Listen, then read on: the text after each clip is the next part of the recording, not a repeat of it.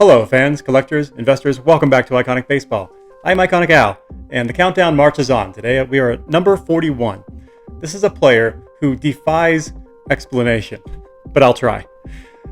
He's a guy who played his entire career in the Negro Leagues. From 1930 to 1946, he played for the Pittsburgh Crawfords and the Homestead Grays, and he is widely regarded as the greatest hitter in Negro League history, as well as one of the great catchers in baseball history. And in limited stats, we can say that he was an overwhelming talent. If you just look at his career batting average of 373, or his career on base percentage of 458, or you get deeper into his other numbers, which we will, we can start to extrapolate a picture of a player who was extremely special. It's difficult to rank a player with an incomplete statistical record, but I did my best. And it'll be a lot of fun to dig into the man, the myth, and the legend, the great Josh Gibson. Take me out to the ball game. Take me out with the crowd. Buy me some peanuts and cracker jack. I don't care if I never get back. Let me root for the home team. If they don't win, it's a shame. For it's 1, 2, 3 strikes, you're out at the old ball game. Mr. Josh Gibson, one of the greatest to ever play the sport. In his time from 1930 to 1946, playing for the Pittsburgh Crawfords and the Homestead Grays, he established himself as one of the all-time greats. He never saw Major League action because he died tragically of a stroke in 1947 at the age of 35, never getting to see Jackie Robinson's Major League debut, one of the saddest stories in all of baseball. What do we have when we look at Josh Gibson's limited statistical record? Now, the Negro League seasons that we have documented for Mr. Gibson are between 45 and 65 games, typically. Many games were not documented, but in the games that we do, about 602 games total, which is about the equivalent of about 4 seasons by today's standards. And 4 seasons of stats gives you some idea of what kind of player Josh Gibson was. Now, those 4 seasons or so of production yielded about 38.1 WAR, which is striking production out of the equivalent of 4 seasons of play. Now, Baseball Reference has a very interesting feature. When you scroll down through someone's stats, you can look at the 162 game average, which I use sometimes for some players, and it's, FYI, it's interesting to see.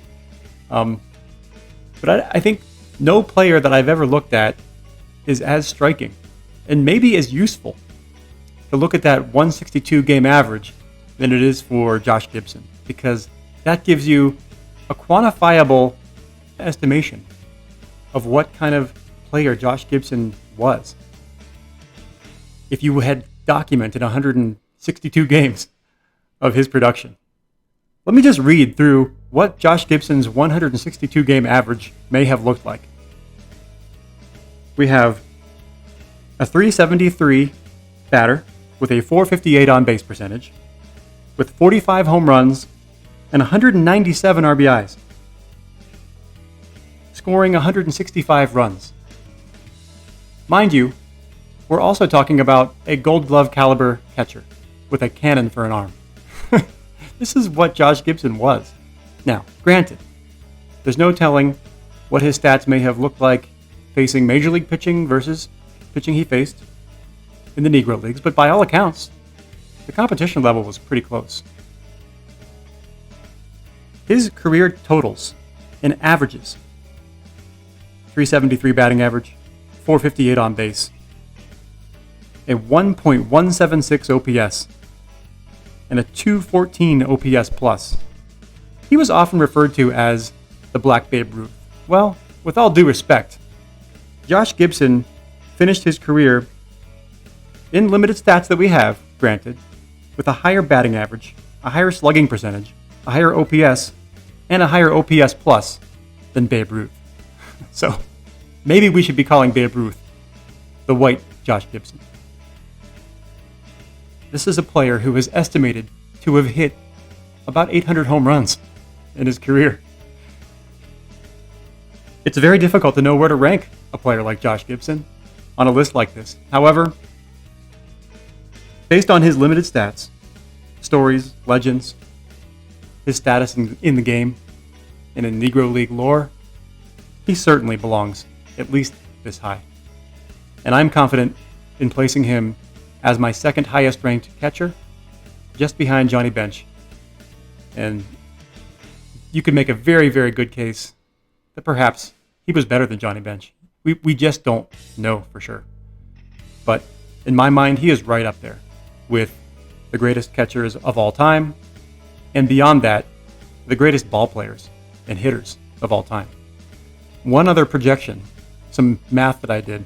If you look at his 38.1 WAR, which is the equivalent of about 4 Major League seasons based on his games played, if you extrapolated that production out for, let's say, a 15-year career for Josh Gibson, you'd get to a WAR of 138.8. So we're talking about an extrapolated WAR over a career of 15 seasons of 138 WAR. That's the kind of player that Josh Gibson could have been had he been given the chance, and had the stats been there. The collecting market for Josh Gibson is, let's just say, very scant. There is not a lot of meaningful material to collect for Josh Gibson. Very difficult to find anything. And what there is, oddball sets from his playing days that he may have been included in, are so far beyond the realm of affordability that most collectors haven't even seen a card of Josh Gibson. Autographs are essentially non-existent, which leaves us with relics. I have a system for classifying relics. I don't know if anyone else thinks along these lines, but a system that I've kind of classified relics is you have first degree, second degree, and third degree relics. That's the way I think of them. First degree relic would be a player worn piece of material, maybe a jersey, pants, something along those lines that was actually physically on that player that they wore. Second degree relic would be something like a bat, a piece of equipment that they used. And a third degree relic would be something that was not directly associated with that player, but maybe something, a little bit more peripheral. So here, for Josh Gibson, I have a second degree and a third degree relic. This card on the left, I consider to be a third degree relic because it is a piece of Forbes Field seat. This is a seat that was used at Forbes Field. Josh Gibson did play at Forbes Field with the Pittsburgh Crawfords. They played many games at Forbes Field. Kind of cool for me as a Pirates fan growing up in Pittsburgh to have a little piece of Forbes Field, which is indirectly associated with Josh Gibson, but not closely linked to an item he used or an item he wore. Still a cool card, one that I bought raw for about $20 maybe 5 years ago. I didn't think much of it. I thought it was a cool card, an interesting image, and like I said, third degree relic, don't carry too much value. But I was doing a PSA submission a few years ago, and I figured, what the heck, I'll just throw it into my PSA submission, see if I can luck out and get a really nice grade on it. Lo and behold, it comes back a PSA 10. So now I have sort of a card I didn't think much of, really didn't think much about, and all of a sudden it grades a 10, which makes it a pop 5. So that's kind of crazy. I was sort of surprised, but very, very pleased to now have a PSA 10 Josh Gibson with a relic from Forbes Field. That's a seat from Forbes Field. And it's a really nice image of Josh Gibson on the Crawfords, and one that I'll keep forever, just because of the Pittsburgh connection, and being a pop 5 makes it even more special. My other piece, even cooler in my mind, it's a second degree relic, meaning this was actually from a bat, one of the few known bats that has been used by the Topps Company in a number of relic cards over the past few years. This one was numbered to 99, of which this is number 55. out of 99 with an authentic game-used bat from Josh Gibson. One of the few in existence. I put this sort of on a plane with the Shoeless Joe Jackson. There just isn't a lot of material out there to collect. And so this is one of the few meaningful items that can be acquired in the market. It's not a cheap card, but again, it's a player that in the pantheon of baseball greats sort of needs to be owned. And here it says, a certified Tier 1 Legends relic card. And the Topps company is known to own this Josh Gibson game-used bat. So it sort of has some provenance to it. And as long as you trust the Topps company, which I do, you can be assured that that is a piece of a Josh Gibson game-used bat.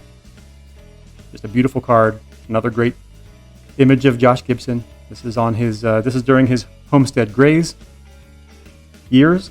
So kind of cool. Also having a card of him on the Pittsburgh Crawfords, and one of him on the Homestead Grays, both of the teams that he predominantly played for.